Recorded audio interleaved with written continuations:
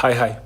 അപ്പൊ ഞാൻ തീർത്തും എനിക്ക് വ്യക്തിപരമായിട്ടുള്ള ഒരു കാര്യത്തിനെ കുറിച്ചാണ് സംസാരിക്കാൻ പോകുന്നത്. വ്യക്തിപരമായിട്ടുള്ള ഒരു അഭിപ്രായത്തിനെ കുറിച്ചാണ് സംസാരിക്കാൻ പോകുന്നത്. അപ്പോൾ 1ാം ക്ലാസ് മുതൽ 12ാം ക്ലാസ് വരെ കലോത്സവത്തിൽ പങ്കെടുത്ത ഒരു മത്സരാർത്ഥി എന്നുള്ള നിലയിൽ എനിക്ക് വ്യക്തമായി അറിയുന്ന ഒരു കാര്യമാണ്, കള്ളക്കളികൾ കലോത്സവത്തിന് അന്നും ഇന്നും പുത്തിരിയല്ല. അതിപ്പോ എല്ലാ വർഷവും കലോത്സവം നടക്കുന്ന സമയത്തും നമ്മൾ കാണുന്നതാണ്, ഇപ്പോഴും എല്ലാ വർഷത്തിന്റെ ഇടയിൽ നമ്മൾ കണ്ടുവരുന്നതാണ്. പക്ഷെങ്കിൽ ഞാൻ 10 വർഷത്തോളം പഠിച്ച് ഏഷ്യയിലെ ഏറ്റവും വലിയ സബ് ജില്ലയായ ഞാൻ 10 വർഷത്തോളം പെർഫോം ചെയ്ത് എന്നെ ഞാനാക്കി മാറ്റിയൊരു സബ് ജില്ലയിൽ ഞാൻ ഒരുപാട് റെസ്പെക്ട് ചെയ്യണ, ഒരുപാട് എന്നെ പഠിപ്പിച്ച ടീച്ചേഴ്സ്, ഞാൻ വളരെയധികം ബഹുമാനിക്കുന്ന ടീച്ചേഴ്സും സ്റ്റുഡൻസും സ്റ്റാഫും ഉള്ള ഒരു സബ് ജില്ലയിൽ ഞാൻ എക്സ്പെക്ട് ചെയ്യാത്തൊരു സംഭവം ഇന്ന് സംഭവിച്ചു. അപ്പൊ അതിന് കുറച്ച് അനേകം ആൾക്കാർ, അതിന് ഒരുപാട് അവാർഡിന് അർഹരായിരിക്കുന്ന ആൾക്കാരുണ്ട്. അപ്പൊ അവരെ കുറിച്ചാണ് ഞാൻ സംസാരിക്കാൻ പോണത്. അവർ ചെയ്ത കാര്യങ്ങളെ കുറിച്ചാണ് സംസാരിക്കാൻ പോണത്.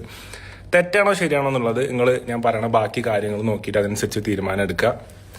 അപ്പൊ നിലമ്പൂർ സബ് ജില്ലാ കലോത്സവത്തിന്റെ പ്രചരണാത്വത്തിന്റെ ഭാഗമായിട്ട് ഒരു റീൽസ് കോൺടെസ്റ്റ് മീഡിയ കമ്മിറ്റി, കലോത്സവ മീഡിയ കമ്മിറ്റി സംഘടിപ്പിച്ചിരുന്നു. അതിൽ വ്യക്തമായ മാനദണ്ഡങ്ങളുണ്ട്, അതിന്റെ സംഭവങ്ങളുണ്ട്. ഏറ്റവും കൂടുതൽ വ്യൂസ് വേണം, ലൈക്ക് വേണം, കമന്റ് വേണം, മികച്ച വീഡിയോ ആവണം, ഇങ്ങനെ ഒരു 4-5 പിന്നെ കലോത്സവത്തിന്റെ തീം വേണം, ലോഗോ വേണം, 5-6 മാനദണ്ഡങ്ങളുണ്ട്.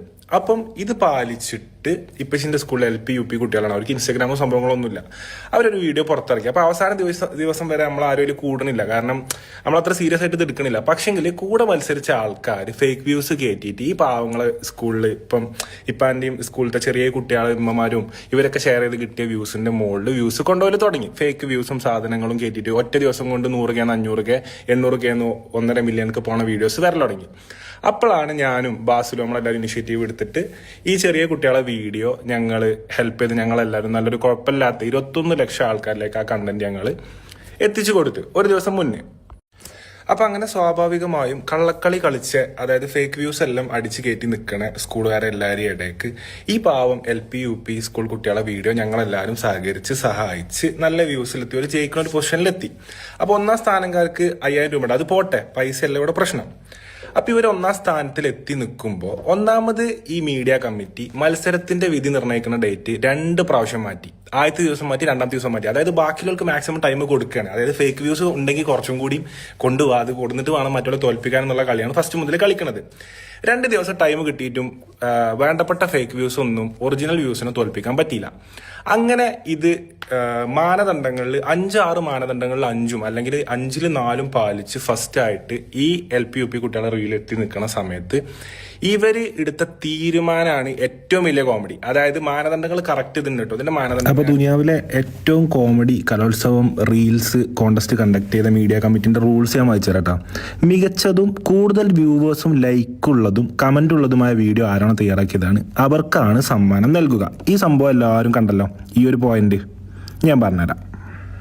അപ്പൊ ഈ മാനദണ്ഡങ്ങളിൽ 5-ൽ 4ഉം കൃത്യമായി പാലിച്ച് എല്ലാത്തിനും എടുത്തുകൂടി, അതായത് ആ വീഡിയോന്റെ പൊസിഷൻ കൂടി ബാക്കിയുള്ള വീഡിയോസ് എത്തിയിട്ടില്ല, അവിടം വരെ എത്താത്ത വീഡിയോസിനെ വരെ ഇവര് കൂട്ടു നിർത്തിയിട്ട് ഇപ്പൊ എന്താ ചെയ്തിരിക്കുന്നത് വെച്ചാല് കള്ളവ്യൂസ് കയറ്റിയവനക്കും ജയിച്ചവനക്കും, അതായത് കഷ്ടപ്പെട്ട് ഇതിന്റെ ബാക്കിൽ പ്രവർത്തിച്ച സ്കൂളുകാർക്ക്, അതുപോലെ അവരുടെ പാരന്റ്സിന്, അവരുടെ കുട്ടികള്, ഇവർക്കും ഒരു സമ്മാനം.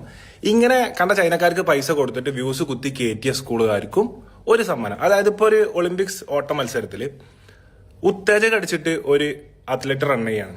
റൺ ചെയ്ത് ഓനെ പുറത്താക്കി. എന്നാ ഉസൈൻ ബോൾട്ട് പോയി ഗോൾഡ് മെഡൽ അടിച്ചു. അപ്പൊ ഒളിമ്പിക്സ് കമ്മിറ്റി ഇങ്ങനെ വന്നിട്ട് പറയാണ്, ഉസൈൻ ബോൾട്ട് ഗോൾഡ് മെഡൽ അടിച്ചതൊക്കെ ശരിയാണ്, പക്ഷെങ്കിൽ ഉത്തേജകം അടിച്ചവനും കൂടി ഗോൾഡ് മെഡൽ ഒന്ന് ഷെയർ ചെയ്യണം, നിങ്ങളൊന്ന് കൂടിയെടുക്കണം. അതാണ് ഇപ്പം ഈ നിലമ്പൂർ കലോത്സവത്തിലെ മീഡിയ കമ്മിറ്റി ചെയ്തിരിക്കുന്നത്. സിമ്പിളായിട്ട് പറഞ്ഞാല്, അല്ലെങ്കിൽ ഇങ്ങനെ തെറ്റുണ്ടെന്ന് തോന്നണോന്നോളി പറഞ്ഞോളി. ഇനി ഇതിന്റെ വിധി പ്രഖ്യാപന വീഡിയോ ഉണ്ട് നമ്മൾ ഉണ്ടാക്കിയിരുന്നു. അവരുടെ ഒരു ജഡ്ജിങ് വിധി അനുസരിച്ച് എല്ലാം നല്ല നല്ല വീഡിയോസ് ആയതുകൊണ്ട് എല്ലാവരെയും വിജയികളായി നമ്മളിവിടെ പ്രഖ്യാപിക്കുകയാണ്.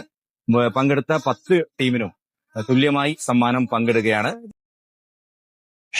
എന്താണ് ആ വിധി നിർണയം? കാരണം എന്താ പറയുക, ഇത് എനിക്കുള്ള കൈയടിയല്ല, ഇത് ഓൽക്കുള്ളതാണ്. കാരണം ഈ കള്ളന്മാരെ മൊത്തം കള്ള വ്യൂസ് കുത്തിക്കയറ്റി എല്ലാരും നാളെ വിശിഷ്ട അതിഥികളുടെ സാന്നിധ്യത്തിൽ ഇങ്ങനെ വെച്ചിട്ട് നല്ല സമാപന സമ്മേളനത്തിന് നല്ല പൈസ പൊട്ടിച്ച വേദിയിൽ വെച്ചിട്ട് കള്ളന്മാർക്ക് നാളെ അങ്ങനെ നിങ്ങൾ മറ്റേ ലെറ്റർ പാഡിൽ പൊതിഞ്ഞു കൊടുക്കണം ക്യാഷ് പ്രൈസ്. കള്ളന്മാർക്ക് ജനങ്ങളെ മുന്നിൽ, അതായത് ജനങ്ങളെ മണ്ടന്മാരാക്കിയിട്ട് നാളെ അവിടെ തന്നെ നിങ്ങൾ ഇത് ക്യാഷ് പ്രൈസ് കൊടുക്കണം. അപ്പൊ എനിക്കിത് വേറെ ആരെ കുറിച്ചും അല്ല കേട്ടോ, വേറെ ഇപ്പോ കലോത്സവത്തിൽ കുറെ കമ്മിറ്റീസ് ഉണ്ടാവും. പക്ഷെ ഈ ചെയ്ത കമ്മിറ്റി ഇത് ചെയ്തത് തെറ്റാണ്. നിങ്ങൾ ചെയ്തത് 100% തെറ്റാണ്. നിങ്ങൾക്ക് വേണ്ടി നിങ്ങളെ കലോത്സവം പ്രൊമോട്ട് ചെയ്ത അപ്പൊ എന്താ പറയുക, ഒരു കുട്ടി എന്നുള്ള നിലയിൽ കുട്ടികൾക്ക് ഇതിലൊന്നും പറയാൻ പറ്റില്ല. കാരണം ഞാൻ എന്റെ ചെറുപ്പകാലത്തിൽ കലോത്സവത്തിന്റെ സമയത്തിൽ ജഡ്ജസ് പല തവണ നമുക്ക് പണി തന്നു. കുറെ ജഡ്ജസ് ഉണ്ട്, അതായത് ഇങ്ങനെ എത്ര നന്നായി പാടിയാലും ഇനി തെറ്റിച്ച് പാടിയതിന് ഫസ്റ്റ് കൊടുക്കുക, എന്നിട്ട് നല്ല രീതിയിലേക്ക് പാടി, അതായത് പാടുന്നതിന്റെ ഇടയിൽ ഒന്ന് വെള്ളമിറക്കി പാടണവന് ഫസ്റ്റ് കിട്ടും ചെയ്യും. വെള്ളം നിറക്കാതെ നമ്മൾ പാടി കറക്റ്റ് പാടി വെച്ചിട്ടുണ്ടെങ്കിൽ അതിന് ഫസ്റ്റ് തരൂല്ല. അങ്ങനത്തെ സംഭവങ്ങൾ അടക്കം, അങ്ങനത്തെ ഒന്നൊന്നല്ല, എത്രയോ ഇപ്പൊ തന്നെ ഇപ്പൊ ഞാൻ പറയണ്ടല്ലോ, നിങ്ങൾ എല്ലാവരും റീൽസിൽ കാണുന്നുണ്ടാവും എല്ലാ സംഭവങ്ങളും. അപ്പൊ ഇതൊന്നും ആ കുട്ടികളെ പ്രായത്തിൽ ആരും റിയാക്ട് ചെയ്യൂല. കാരണം ഓൾക്ക് റിയാക്ട് ചെയ്തിട്ട് ഓല് പറയും അപ്പീലിന് പോയിക്കോളി അവിടെ പോയിട്ടും കാര്യമൊന്നുമില്ല. എന്നിട്ട് അവിടെ പോയി അവിടെ ഇതേപോലത്തെ കുറച്ച് ആൾക്കാർ കൊനെ അറിയാണ്, ഇതാണ് ഇതിന്റെ ബാക്കിൽ ഉണ്ടാവുക. അപ്പം എനിക്ക് പറയാനുള്ളത്, ഇപ്പൊ ഞാനിത് പറഞ്ഞിട്ടില്ല എന്നുണ്ടെങ്കിലുണ്ടല്ലോ, ഈ പാവ ഉമ്മമാര് ഇവൽക്കൊന്നും പറയാൻ ആരുമില്ല. ഇവലൊക്കെ ഇത് രാപ്പകലില്ലാതെ ഷെയർ ചെയ്ത് ഇവലെ കുടുംബക്കാർക്ക് അയച്ചോടുത്ത് കൂട്ടക്കാർക്ക് അയച്ചോടുത്ത് വാട്സ്ആപ്പ് സ്റ്റാറ്റസും ഫേസ്ബുക്ക് കൂട്ടാണ് ഈ വ്യൂസ് ഉണ്ടാക്കിയിരുന്നത്. അപ്പം എന്നിട്ട് അത് തള്ളി കൊടുത്തിട്ട് ബാക്കിയുള്ള കള്ളന്മാർക്ക് 500 ഒരു കളന് 500 രണ്ടാമത്തെ കളന് 500 എന്നിട്ട് ഇതിങ്ങനെ വീതിച്ച് കള്ളന്മാർക്ക് കഞ്ഞി വെച്ച് ഇങ്ങനെ കൊടുക്കാണ്. ഇപ്പൊ 100% തെറ്റാണ്. നിങ്ങൾക്ക് വേണ്ടി നിങ്ങളെ കലോത്സവം പ്രൊമോട്ട് ചെയ്ത പാവ ഉമ്മമാരെയും കുട്ടിയാളെയും മണ്ടന്മാരാക്കിയിട്ടുള്ള ഈ ഡിസിഷൻ നിങ്ങൾക്ക് എന്നും കൊടുക്കാൻ പറ്റട്ടെ. കള്ളന്മാർക്ക് ഇതേപോലെ സ്റ്റേജിൽ എന്നും നിങ്ങൾക്ക് അവാർഡുകൾ കൊടുക്കാൻ ഇനിയും പറ്റട്ടെ. ആ ഒരു പണ്ടത്തെ ഞാനൊക്കെ പഠിച്ച കാലത്തെ ആ ഒരു പാരമ്പര്യം എന്നും ഇനി ഇതുപോലെ കള്ളന്മാർക്ക് കഞ്ഞി വെച്ച് കാത്തു സൂക്ഷിച്ചു കൊടുക്കാൻ നിങ്ങളെ പഠിച്ച അനുഗ്രഹിക്കട്ടെ ഇൻഷാ അല്ലാഹ്.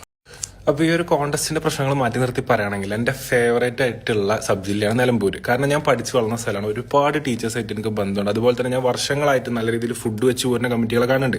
നല്ല രീതിയിൽ സൗണ്ട്, നല്ല രീതിയിൽ ട്രോഫി കൊടുക്കുന്ന കമ്മിറ്റി, നല്ല രീതിയിൽ കുട്ടികളെ അറേഞ്ച് ചെയ്യുന്ന കമ്മിറ്റി, മറ്റേ ട്രാൻസ്പോർട്ടേഷൻ കമ്മിറ്റി, ഇതൊക്കെ വർഷങ്ങളായിട്ട് സൂപ്പറായിട്ട് ചെയ്യുന്ന ഒരു കമ്മിറ്റിയാണ്. പക്ഷെ ഇതുപോലുള്ള എന്താണ് വ്യൂസ് എന്ന് അറിയാത്ത രീതിനെ, വ്യൂസ് എന്താ, ലൈക്ക് എന്താ, കമന്റ് എന്താന്ന് കാണാനും എണ്ണാനും അറിയാത്ത ആൾക്കാർ മീഡിയ കമ്മിറ്റിയിൽ ഇരിക്കുമ്പോൾ ഇതുപോലത്തെ പ്രശ്നങ്ങൾ സംഭവിക്കും. അപ്പോൾ ഈ പണി അറിയില്ലെങ്കിൽ നല്ല പണി അറിയണ പുതിയ കുട്ടികൾ, ഇപ്പോൾ ചെറിയ ചെറിയ ടീച്ചേഴ്സൊക്കെ വളർന്നു വരുന്നുണ്ട്. ഓൾക്ക് ഈ പണി കൊടുത്തിട്ട് നിങ്ങൾ എന്ത് ചെയ്യുക, നൈസായിട്ട് മാറിക്കൊടുക്കുക. വല്ല ചോറിന്റെ പരിപാടിക്കോ അല്ലെങ്കിൽ ഇതിലേക്കും ഈ കമ്മിറ്റിയിൽ നിൽക്കാതെ മാറിക്കൊടുക്കുക. അതും അല്ലെങ്കിൽ ഇത് ഞാൻ ഇന്ന് പറഞ്ഞിട്ടില്ലെന്നുണ്ടെങ്കിൽ നാളെ എന്താ പറയുക, നാളത്തെ കോൺടെസ്റ്റിൽ റീല് ചെയ്യാത്തതിനെ കുറിച്ച് ഒരു ബോധമില്ലാത്തൊരു ചങ്ങായിന്റെ പേരിൽ പോയിട്ട് അവാർഡ് കൊടുക്കും. മോനെ നിനക്കാണ് റീൽസ് അവിടെ റീൽസ് അവാർഡോ അയ്യോ. കാരണം പങ്കെടുക്കാത്ത ആൾക്കാർക്ക് കിട്ടിയാൽ ഇത് ചെയ്യാത്ത ആൾക്കാർക്ക് ഒരു അടുത്ത കൊല്ലം കിട്ടും. അത് കിട്ടാതെക്കാനാണ് നമ്മൾ സംസാരിച്ചത്. അപ്പൊ എന്തായാലും ഉഷാറാവട്ടെ എല്ലാ കാര്യങ്ങളും.